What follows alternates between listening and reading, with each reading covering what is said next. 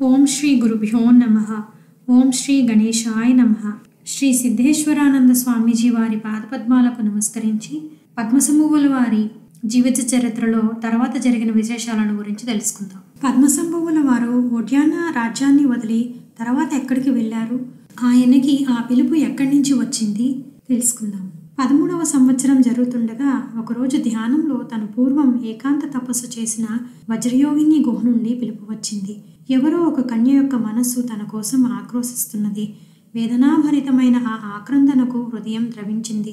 మరునాడు మందారమును పిలిచి ఇలా చెప్పాడు: ప్రేయసి, నేను మళ్ళీ హిమాలయ సిద్ధాశ్రమ ప్రాంతంలోని వజ్రయోని దగ్గరకు వెళ్ళవలసిన అవసరం ఏర్పడింది. ఇక ఒక పెద్ద ధార్మిక వ్యవస్థను ఏర్పరిచాము. నీవు దీనిని నిర్వహిస్తూ ఉండు. మనం కలవడానికి దీర్ఘకాలం పట్టవచ్చు. సుఖభోగముల పరిపూర్ణతను అనుభవించి దివ్య శరీరంతో ప్రకాశిస్తున్న దానివి నీవు. మానసికంగా మనకు వియోగం లేదు. భిక్షుకుల చేత, భక్తుల చేత ధ్యాన సాధనలు, ధర్మ ప్రచారము చేయించు. సిద్ధురాలివి, జ్ఞాన స్వరూపిణివి. ఎప్పుడేమి చేయాలో నీకు తెలుసు అని ఆమెను ఒప్పించి పద్మసంభవుడు బయలుదేరి కొద్ది కాలంలోనే హిమాలయ పర్వతాలలోకి ప్రవేశించి వజ్రేశ్వరి మందిరానికి చేరుకున్నాడు.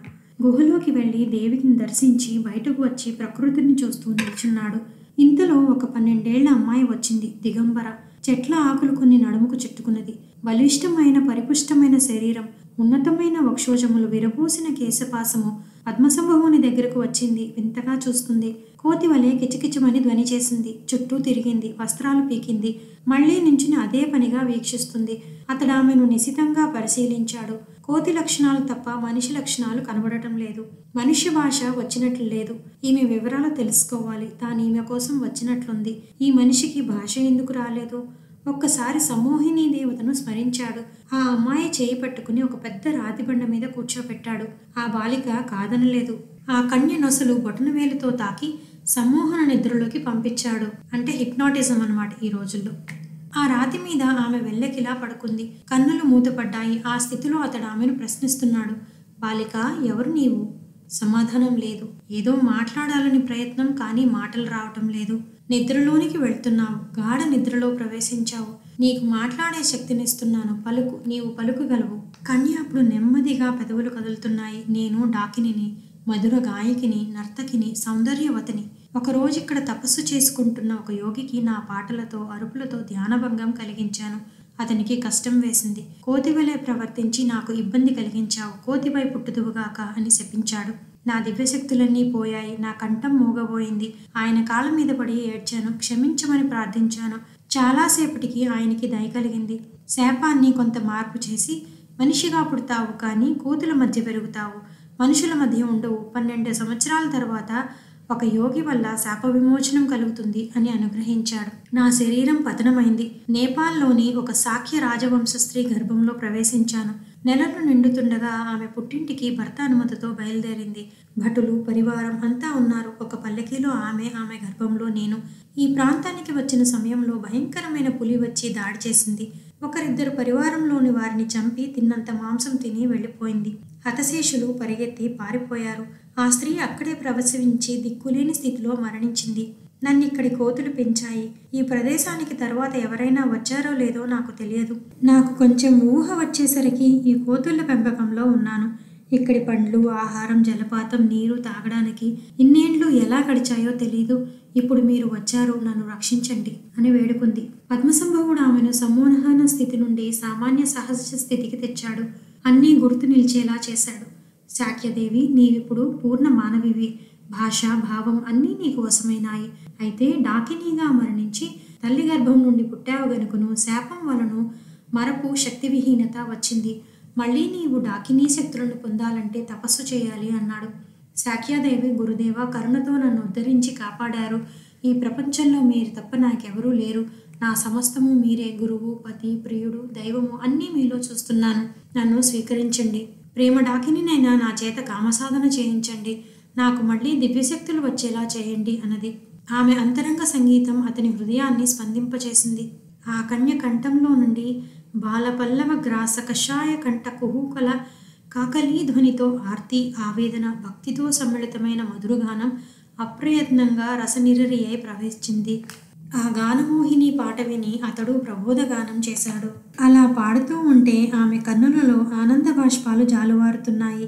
పద్మసంభవుడు ఆమెను హృదయేశ్వరిగా స్వీకరించాడు. మానవులెరుగని ఆ దివ్య మానవి తన శరీరాన్ని, మనస్సును సమస్తము అతనికి సమర్పించింది. శాక్యదేవి పద్మసంభవ సురత్ర క్రీడలు రస సామ్రాజ్య సింహాసనాధిష్ఠిత వజ్రయోగిని వరప్రసాదంగా సాగాయి. రతిపరవశ శాక్యాదేవి మణిత కూచితములు, అమాయకమైన సుందరమూర్తి, అనన్య ప్రేమ భావము కలిసినప్పటి నుండి తనను క్షణం కూడా విడువలేని ఆ బాలిక మహాభావస్వరూపము తమ ప్రియురాండ్రలో ఆమె స్థానాన్ని సర్వోన్నతంగా తన హృదయపీఠంలో నిలిపింది. ఆ రమణీయ వాతావరణంలో పగలు రాత్రి అనే తేడా లేకుండా ఆ సాఖ్య సుందరితో సురతానంద సుఖభూమికలలో సంతత వజ్రయోగిని మంత్ర జపంతో, ధ్యానంతో శబ్దంలో నుండి తేజస్సులోకి ప్రయాణం జరిగింది. అత్యంత సుఖశక్తి సమన్విత సురత శబ్దయోగ భావాతీత ధ్యాన దశకు చేరిన వారికి సమంత భద్ర భవ్యానుభూతి లభించింది. ఆ స్థితిలో 4 పారవస్య భూమికలు దాటిన వారికి వజ్రసత్వ హేరుక దర్శనం లభించింది. శక్తి సాధనలో ఆ దశను మించింది లేదు. పరిపూర్ణమైన మహాజ్ఞానం, దివ్య మహాముద్రాస్థితి వారిని వరించాయి. ఆ నేపాల శాక్యాదేవి నిజంగా బుద్ధడాకిని అయి ప్రకాశించింది. పద్మసంభవుడు అపరబుద్ధుడైనాడు. ఈ విధంగా కొంతకాలం గడిచింది. ఒకరోజు పద్మసంభవుడు శాక్యాదేవితో ఇలా అన్నారు: దేవి, ఈరోజు ధ్యానంలో బుద్ధగయకు వెళ్ళమని ఆదేశం వచ్చింది. అక్కడ వివిధ ప్రదేశాల నుండి వచ్చిన భిన్న మతస్థులు 500 మంది బౌద్ధ పండితులతో వాదిస్తున్నారు. నా మిత్రుడు శాంతరక్షితుడు, ఇతర ధర్మాచార్యులు ఆ వాదఘర్షణకు సతమతమవుతున్నాడు. దానికి తోడు ఆ వచ్చిన వారిలో కొందరు మంత్రవేత్తలున్నారు. వారు మన విద్వాంసులను బాగా ఇబ్బంది పెడుతున్నారు. వెంటనే అచటికి చేరుకోవాలి. ఇంకా ఇక్కడ ఈ నిర్మానుష్య ప్రదేశంలో నీ ఉండాల్సిన పని లేదు. నాతో వద్దు గాని నేపాల్లో నీ తల్లిదండ్రులున్న పట్టణం వెళ్దాము. నీవు నీ తల్లి పోలికతో ఉండటం వల్ల మీ బంధువులు నిన్ను సులభంగా గుర్తుపడతారు. అక్కడ నా భక్తులు చాలామంది ఉన్నారు. మీ రాజవంశీయులు ఆ భక్తుల సహకారంతో ఒక ఆశ్రమం నిర్మించేలా చేస్తాను. మీ బంధువర్గానికి సమీపంలో ఈ వసతి ఉంటుంది. బౌద్ధ భిక్షుకిగా అక్కడ ఉండి వజ్ర వారాహి మంత్ర సాధన చేద్దువు గాని ఆ దేవత యొక్క మన శక్తివి నీవు. సుప్తమైన ఆ శక్తి త్వరలో నీ యందు పునర్జాగృతిని పొందుతుంది. దానివల్ల ప్రజలకు మేలు చేసే ప్రభావం నీకు ప్రాప్తిస్తుంది. నీకు ఏ ఇబ్బంది రాకుండా సిద్ధస్థితి వచ్చేలా నేను చూసుకుంటాను. నన్ను విడిచి నీవు ఉండలేవని నాకు తెలుసు. కానీ దేవకార్య సముచితం. మనం ఆ కర్తవ్య నిర్వహణ కోసం కొంత త్యాగం చేయక తప్పదు. పద వెళ్దాము అన్నారు. ఆమె అతని గుండెపై వాలి కన్నీరు కార్చింది. కొండలలో కోనలలో కోతుల మధ్య అమాయకంగా పెరిగిన పిల్ల తన సర్వస్వం అనుకున్న స్వామితో వియోగాన్ని భరించే శక్తి లేదు. ఇప్పుడిప్పుడే వికసిస్తున్న మనస్సు నెమ్మదిగా విషయాలు తెలుసుకోగలుగుతున్నది. స్వామితో కలిసి ప్రయాణం చేసి తన వంశీయులను, బంధువులను కలుసుకుంది. ఊహించని అద్భుతానికి వారు ఆనందపరవశులయ్యారు. ఆ బాలికను అక్కడ అప్పగించి ప్రయాణమై వీలైనంత వేగంగా బుద్ధగయ చేరుకున్నాడు. శాంతరక్షకుడు మిగిలిన ప్రముఖాచార్యులు పద్మసంభవుని కలిసి పండితుల వాదుల విషయాన్ని గురించి కూలంకుషంగా చర్చించారు.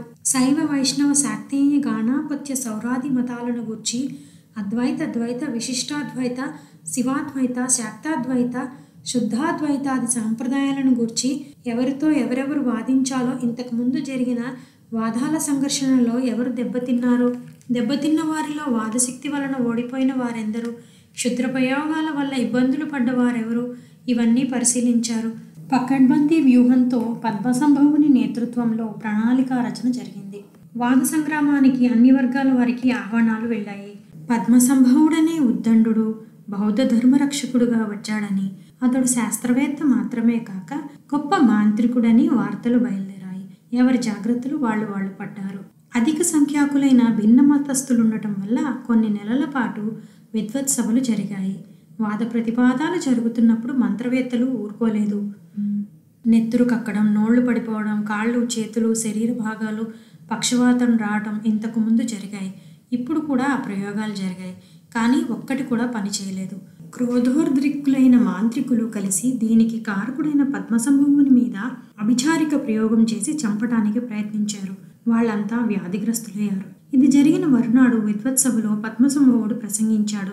సభాసదులారా, చాలా కాలంగా ఇక్కడ మత సభలు, వాద ప్రతివాదాలు జరుగుతున్నాయి. ఇందులో గెలుపోటములు సిద్ధాంత బలం మీద, పండితుల శాస్త్రబలం మీద ఆధారపడి ఉంటాయి. వాదంలో నిలబడలేక క్షుద్రప్రయోగాలు చేయటం ధర్మసమ్మతం కాదు. మంత్రశక్తి ఏ ఒక్కరి సొమ్ము కాదు. ఒకరిని మించిన వాడు మరొకడుంటాడు. తాడి మీదన్నేవాడు ఒకడైతే తన తలదన్నేవాడు ఇంకొకడుంటాడు. కరుణామయుడైన బుద్ధుడు పుట్టిన భూమి ఇది. ఇక్కడ హింసకు తావలేదు. హింసకు ప్రతిహింస సమాధానం కాదు. ఇచ్చటికి వచ్చిన వారిలో కొందరు వాదం చేయలేక ప్రయోగాలు చేశారు. ఇది మహాపాపం. భగవంతుడైన బుద్ధదేవుడు ధర్మరక్షణ కోసం నాకు శక్తిని ప్రసాదించాడు. ఆ శక్తితో హెచ్చరిస్తూ చెప్తున్నాను, బౌద్ధులెవరూ ఇతరుల మీద మంత్రప్రయోగాలు చేయలేదు. బౌద్ధ పండితుల మీద ప్రయోగాలు చేసిన వారి ప్రయోగశక్తి మంత్రసిద్ధి నశిస్తుంది. ఈ జీవితంలో వారికి ఇంకా ఏ దేవత పలకదు. మరొక మాట కూడా చెప్తున్నాను, ఈ అనంతమైన కాలంలో ఒక్కొక్కరికి ఒక్కొక్క కాలం యోగిస్తుంది. ఇది బౌద్ధులకు అనుకూలమైన కాలం. ఇప్పుడు మమ్మెవరూ జయించలేరు. ఈ వాదాలతో బౌద్ధ విజయం సాధించి సంగతి అందరూ చూస్తున్నారు. తథాగతుని బోధనలతో దశదిశలు ప్రతిధ్వనిస్తున్నాయి. అందరూ బౌద్ధ ధర్మాన్ని స్వీకరించండి, విరాగులు భిక్షుకులు కండి అని సెలవిచ్చారు. వాదసభలు ముగిశాయి. బౌద్ధ ధర్మం విజయం సాధించింది. పండితులంతా ఎవరి స్థానాలకు వాళ్ళు వెళ్ళిపోయారు. శాంతరక్షితుడు, పద్మసంభవుడు, ఇతర ముఖ్యులు బౌద్ధ ధర్మాన్ని సుస్థిరం చేయడానికి కావలసిన పనులన్నీ చేయిస్తున్నారు. సంఘారామాలు, గ్రంథాలయాలు, సుశిక్షితులైన మత ప్రచారకులు, పెద్ద ఎత్తున కృషి జరుగుతోంది. ఇదిలా ఉండగా ఒకరోజు రాత్రి ధ్యానం చేస్తూ ఉంటే దూరం నుంచి ఎవరో పిలుస్తున్నట్లు అనిపించింది.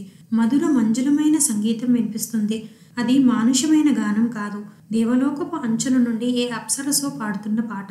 ఆ పాటతో పాటు విచిత్రమైన పరిమళం వస్తోంది. పద్మసంభవుడు ఆశ్రమం నుండి ఒక్కడే బయలుదేరి అలా ఆ పిలుపు వచ్చిన చోటికి బయలుదేరాడు. ఆ పాట అలలు అలలుగా, దగ్గరగా కాసేపు, దూరంగా కాసేపు ఎవరో వశీకరణ మంత్రం ప్రయోగించినట్లుగా లాగుతుంది. చాలా దూరం వెళ్ళిన తర్వాత ఒక నిర్మానుష్య ప్రదేశంలో చిన్న కుటీరం, చుట్టూ పూల మొక్కలు. ఆ కుటీరంలోకి ప్రవేశించాడు. లోపల ఎవరో అమ్మాయి ధ్యానం చేస్తూ ఉంది. ఎదురుగా తన చిత్రమే పూజ అందుకొని ఉంది. ఆమె కన్నులు తెరవలేదు, పెదవి కదపడం లేదు. ఆమె అంతరంగ సంగీతం అది. పరిమళంతో పల్లవిస్తున్న నాదం. ఆమె జపిస్తున్న తన నామంతో కూడిన సిద్ధగురు మంత్ర తరంగాలు తననిక్కడికి పిలుచుకుని వచ్చాయి. ఒక క్షణం కళ్ళు మూసుకుని చూశాడు. ఆమెలో తనను కోరుతున్న డాకిని కనిపించింది. ఆమె శిరస్సుపై చేయి ఉంచాడు. ఆ విద్యున్మయ హస్తస్పర్శతో ఆమె నెమ్మదిగా కళ్ళు తెరిచింది. ఎదురుగా తన ప్రభువు. స్వామి, సాక్షాత్కరించావా? ఎన్నాళ్లకు దయగలిగింది అంటూ పాదాల మీద పడి వాలిపోయింది. ఆ యవ్వనవతి అయిన యోగిని లేవనెత్తి కౌగిలించుకున్నాడు. పశ్చిమోత్తర భారత భాగం నుండి వచ్చిన కళాసిద్ధి అన్న భిక్షుకి ఆ కన్య దగ్గరకు వచ్చి కోరడానికి ధైర్యం చాలక అంగీకరిస్తానో లేదో అన్న భయంతో ఈ ఉపాసన మార్గంలోకి ప్రవేశించింది. దేవతానుగ్రహం వల్ల ఇష్టసిద్ధిని సాధించుకున్నది. సిద్ధగురువంత ప్రభావం అసామాన్యమైనదని నిరూపించింది. మందారవ, సాఖ్యాదేవి తాను తీర్చిదిద్దిన కామయోగినులు. ఈమె తన దగ్గరకు వచ్చేసరికే మంత్రసుందరి అయి అలరారుతుంది. ఆమెతో చేస్తున్న కామసాధనలలో ఒక అద్భుతాన్ని అతను గమనించాడు. కళాస్థానముల రహస్య జ్ఞానం ఆమెకున్నంతగా ఎవరికీ ఉండదేమో అనిపించింది. కళాసిద్ధి అన్న పేరు సార్థకమైనదని ఆమెతో అన్నాడు. కామసాధనతో ఆమెను మరింత సిద్ధురాలిగా తీర్చిదిద్దాడు. ఆమె కన్య, అనన్య పురుష సంగమ. కానీ అత్యంత ప్రౌఢభావుల భవసిద్ధి లక్షణాలు ఎలా వచ్చాయా అని పద్మసంభవుడు భావించాడు. ఆమె అన్నది, మహావీర, మీరు కామధర్ములు, ధర్మకాములు, సిద్ధేశ్వరుడు. నా విషయంలో మీ ఆలోచన నాకు తెలుసు. చిన్నప్పుడు నా కలలో ఒక అప్సరసు తరచుగా కనిపించేది. ఆ దేవత ఎన్నో కామ విషయాలు నాకు బోధించింది, యోగ సాధనలను నేర్పించింది. వాటి ఫలితంగా నాకు ఒక యోగి తరచుగా కనిపించేవాడు. అతడు నా గురువు, నా ప్రియుడు, నా సర్వస్వం. అతనికి సమర్పించడం కోసం నా యవ్వనం ఉడుపుగా కట్టి ఉంచాను. మతమహాసభలలో మిమ్మల్ని మొదటిసారి చూసినప్పుడు నా కలలోని రాజకుమారుడు మీరేనని తెలుసుకున్నాను. కానీ నన్ను మీరు తెలుసుకోవాలి కదా. అందుకే గౌరీదేవి శివుని కోసం తపస్సు చేసినట్లు నేను మీకోసం చేశాను అన్నట్లు పర్వతపుత్రిక తపస్సు చేసిన గౌరీకుండం నేను చూశాను. హిమాలయ యాత్రలో కైలాస పర్వత ప్రాంతంలో ఆ మహనీయురాలు స్నానం చేసిన కుండమది. అక్కడ తపస్సు చేస్తే చాలా వేగంగా సిద్ధిస్తుందని పెద్దలు చెప్పగా కొంతకాలం ధ్యాన సాధన చేశాను. ఆ సమయంలో మీతో అనుబంధం ఉన్న కుంగామో యోగిని పరిచయమైంది. అచ్చట ఒక ఆశ్రమంలో నూతనాగంతుకులకు ధ్యాన మార్గంలో శిక్షణ ఇస్తుంది. నా ఎందెంతో వాత్సల్యంతో సాధనా రహస్యాలను ఎన్నో నేర్పి మిమ్ము గూర్చి తెలియజేసింది. పద్మసంభవుని జీవితంలో 5 స్త్రీలు ప్రముఖ పాత్ర వహిస్తారని, అందులో నీవొకదానివని నాతో ఆమె అన్నది. కామసాధనలు మీతో చేసి సిద్ధస్థితిని పొంది బౌద్ధ ధర్మ ప్రచారం కొంతకాలం నిర్వర్తించి సిద్ధాశ్రమ భూమికకు రావాల్సిందని తెలియజేశారు. మీరు, నేను, మరికొందరు పూర్వం అక్కడి వారమే. అచ్చటి నుండి వచ్చాము. మళ్ళీ వచ్చిన పని పూర్తయిన తర్వాత ఆ చోటికి వెళ్ళవలసిన వారమే. అయితే వీరయోగి, మన అనుబంధాలు ఈ జన్మతో ఆగిపోయేవి కాదు. మీకు గాని మాకు గాని ముక్తి ఇప్పట్లో లేదు. లోక కళ్యాణం కోసం జన్మలెత్తక తప్పదు. నా వంటి వారు కొందరు కొన్ని జన్మల పాటు మీతో రాక తప్పదు. శిష్యురాండ్లుగా, ప్రియురాండ్లుగా అందరూ మీతో అనుబంధం పొందుతారు. గోపకన్యలు కృష్ణునితో ఎలానో మేము మీతో అలానే మధురానుబంధం కలిగి ఉంటాము. భైరవగణానికి చెందిన కృష్ణ భైరవుడు నాలో లేక వజ్రయోగిని కృపాపాత్రుడైన వజ్రభైరవు నాదులో ఏదైనా వజ్రయాన బంధాలు మిమ్ము మించిన వారు లేరు. ఇక ముందు ఉండబోరు. నా భూతో నా భవిష్యతి. పంచమకారములలో సమ్మిళితమైన వామాచారము, రుద్రభూమిలో చేసే శ్మశానాచారము సమన్వయం పొందిన మార్గం మీది. మహాశ్మశానంలో చితాతల్పం మీద మహాకాళునితో పురుషాయుధం చేసే మహాకాళి మనకు ఆదర్శము. మనం ఉపాసించే వజ్రయోగిని క్రోధకాళి అని కొందరు అన్నారు గాని నా దృష్టిలో ఆమె కామకాళి. కామంలో నుండి శక్తిని పుట్టించే దేవత కామకాళి అస్సాంలోని గౌహతిలో యోనిపీఠ నివాసిని అయి ప్రకాశిస్తోంది. గురుదేవ, మీ తరువాతి గమ్యస్థానం అదేనని నాకు అనిపిస్తుంది. మీకు చెప్పగలిగినంత దానను కాదు గాని అక్కడికి మీరు వెళ్ళాలి. ఏవో అనూహ్యమైన విశేషాలు జరుగుతాయని తోస్తుంది. పద్మసంభవుడు విప్పారిన కళ్ళతో చూశాడు. కళ, నీవింతటి జ్ఞానశక్తి సంపన్నురాలివనుకోలేదు. సముద్రము వలె, గంభీర వ్యోమము వలె, నిశ్చల బుద్ధులచే, ప్రత్యేక బుద్ధులచే, శ్రావకులచే నిషేవితమైన ప్రజ్ఞాపారమితవు నువ్వు. అనుపమైన జ్ఞానశక్తి నీలో ఉప్పొంగుతున్నది. నా సంగమం వల్ల క్రియాశక్తి నీలో వికసిస్తుంది. మహాయోగినివై బౌద్ధధర్మ పరివర్తనలో ప్రధాన పాత్రను పోషించి నీ కర్తవ్యాన్ని నెరవేర్చు.